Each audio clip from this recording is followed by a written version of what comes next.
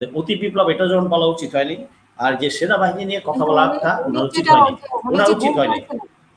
উনি যে গুম হয়েছিলেন বা ওনাকে শিলং দিয়ে ভারতে নিয়ে যাওয়া হয়েছিল, তারপরে ওনাকে পাগলা গারদে রাখা হয়েছিল, এগুলো তো উনি ডকুমেন্টারির মধ্যে করেছেন। ওইটা উনি যা গল্প বলেছে ওগুলো আমাদের বিশ্বাস করতে হয়েছে বা জনগণকে শুনতে হয়েছে।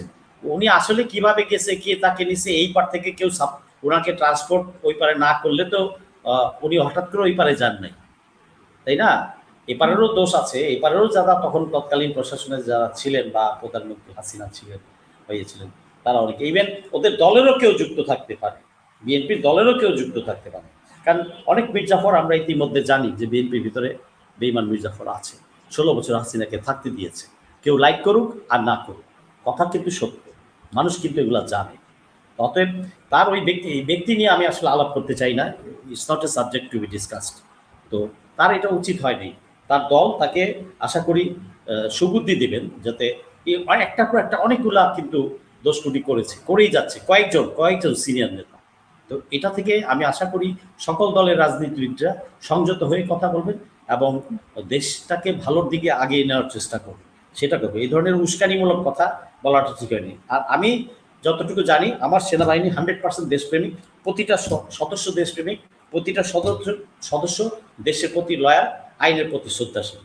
ওই গুটি কয়েক ওই অপরাধী যাদেরকে শেল্টার দিয়েছে সেটা ওরাই শুধু চক্র। এদেরকে দিয়ে কিন্তু সেনাবাহিনীকে ব্লেম দেওয়া যাবে না। সেনাবাহিনী অলওয়েজ দেশপ্রেমিক, আমার প্রাণপ্রিয় সেনাবাহিনী, যেখানে আমি হাসিন আমরা 29 বছর, ও আর একটু বেশি দিয়েছে 30 বছর শ্রম দিয়ে আসছি। এই সেনাবাহিনী আজকে তো এইখানে দাঁড়ায় নাই। এই সেনাবাহিনী তো আমরা তো ঘাম ঝরায় আসছি, তিলে তিলে গড়ে উঠেছে সেনাবাহিনী। এই সেনাবাহিনীকে হাসিনা সরকার এসে পুরো ডিস্ট্রয় করে দিয়েছে, ভারতের হাতে তুলে দিয়েছে। গোয়েন্দারা ডিজিফাই, ভারতীয় গোয়েন্দারা ডিজিফাইয়ের 14 তলার মধ্যে একটা ফ্লোরে বসতো, ওই ফ্লোরে ডিজিফাইয়ের অফিসারও যেতে পারতো না। এটা ফ্যাক্ট, দিনের মতো পরিষ্কার, এখন সবাই জানে, ডিজিফাইয়ের লোকজনও জানে। হ্যাঁ, তাদেরও স্বাধীনতা ছিল না, আমাদের গোয়েন্দাদেরও কাজ করার স্বাধীনতা ছিল। হ্যাঁ, আমাদের গোয়েন্দারাও কিন্তু দেশপ্রেমিক ছিল তখন, কিন্তু তাদেরকে তারেক সিদ্দিকী, হ্যাঁ কিছু কিন্তু ওনাদের স্বাধীনতা ছিল না, কাজ করতে দেওয়া হয়নি। যে অস্বীকার করছে তাকে ওখান থেকে পোস্টিং করাই দিয়েছে, এরকম আমি জানি, পাইনি বলতে পারবো, কিন্তু বলাটা ঠিক হবে না, জানি। তো এটা দেশটা কিভাবে চলেছে, গত 16 বছর কি হয়েছে, কতটা করদার্য বানিয়ে রাখা হয়েছিল, এটা তো আসলে 16 বছরের ফিরিস্তি এখন এখানে গাওয়া সম্ভব না, আসলে মাথাও খারাপ হয়ে যায় এগুলা মনে করতে গেলে। হ্যাঁ, তো এটা আরেকটা জিনিস হচ্ছে পালানো কেন, পালানোর সংস্কৃতিটা আসলো কিভাবে, এই ভীরুতা কাপুরুষ, general will face the trial, এটা একটা কথা। আর তাকে পালাইতে সহযোগিতা করেছে, সহযোগিতা না করলে অন্যান্য লেসপেন্সার, টপ লেসপেন্সার যারা আছে, এটা ইজিলি বোঝা যায়, যে কেউ বুঝে, ক্লাস 5-এর ছেলেও বুঝবে, সে হেল্প করেছে বলেই সে পালাইতে পেরেছে, এইটা একটা কথা। আরেকটা কথা হচ্ছে যে সে যদি এখানে থাকতো, তার আত্মপক্ষ সমর্থনের সুযোগ সে আইনিভাবে পেত, কিন্তু তাকে আত্মপক্ষ সমর্থনের সুযোগ না দিয়ে কারা তাকে পালাতে সাহায্য করেছে ভয়ভীতি দেখে, সেটা একটা কোশ্চেন। আরেকটা কোশ্চেন আসছে, সে এই কলকাতা না কোথায় গিয়ে কোন হোটেলে কোন ফ্ল্যাটে উঠছে, যেখানে ওই কুষ্টিয়ার ওই এমপি ছিল যে মারা গেছে, আনার নাকি। আমার তো তার নিরাপত্তা নিয়ে এখন আমার প্রশ্ন উঠছে, বিকজ সে অনেক কিছু জানতো, সে কমান্ড চেইনে জড়িত ছিল, এই বিপ্লবের আদেশ নির্দেশ দেওয়ার ব্যাপারে জড়িত ছিল, সে প্রধানমন্ত্রীর এমএসপি ছিল।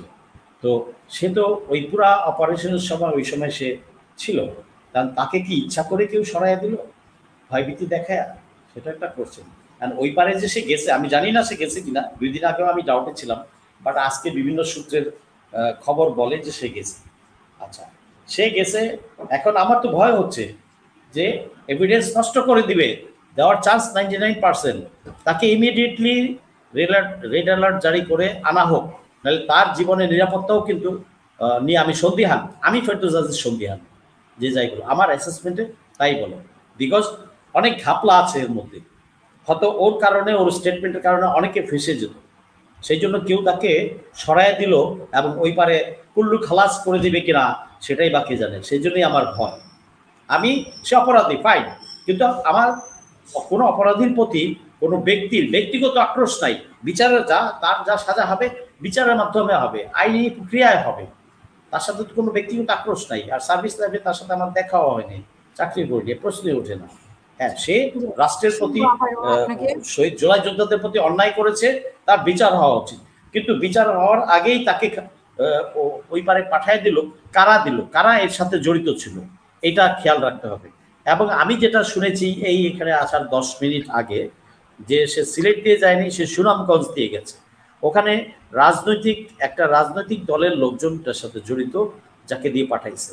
এবং এটাও আমি আগাম বলে দিচ্ছি আমার ইনফরমেশন অনুযায়ী, যে মেজর জেনারেল আমিনুল করিম, সরি মেজর জেনারেল আমিনুল হক, ওই যে যার ভাই ছিল ছাত্রলীগের এনামুল হক শামীম, এমপিও হয়েছিল, তো এই আমিনুল হককেও একই রাস্তায়, একই দালাল দ্বারা, একই বন্দোবস্তে পাঠানোর প্ল্যান করছে। আমি প্রশাসনকে, পুলিশকে, সাধারণ জনগণকে সব জায়গায় বলবো, সতর্ক হন, আপনারা পাহারা দেন, পাহারা বসান। দেশটা কারো বাপের না যে কেউ চাইলো আরই করে দিলাম আর আমরা জনগণ বৈশা রইলাম চুপচাপ। এটা হবে না। আপনি সব এলাকায়, সব বর্ডার এলাকায় এখন থেকেই লোক লাগান, নাইট পেট্রোল রাখেন, কোনো গাড়ি ঘোড়া বা কোনো অ্যাম্বুলেন্স, কোনো নৌকা, ইভেন রিভার রুটে সে চলে যেতে পারে। সো রিভার রুটে ওখানে, কারণ সুনামগঞ্জে রিভার রুটেই গিয়েছে হয়তো, আমি জানি। তো ওটা আমি কোনো একটা বা দুইটা রাজনৈতিক ওখানকার লোকাল নেতা টেতা এগুলো জড়িত আছে, লুকেট দেন। তো এরা তো গাদ্দার, প্রশাসনের গাদ্দার, আর্মির যারা এর সাথে জড়িত তাকে ওই পারে ফোর্স করে পাঠিয়ে দেওয়ার জন্য তারাও গাদ্দার, বা অ্যারেঞ্জ করে পাঠিয়ে দেওয়ার জন্য গাদ্দার। এদেরকেও আইনের আওতায় আনতে হবে। কিভাবে সে ওই পারে গেল। জি, এখানে শেষ করছি আবার। ধন্যবাদ।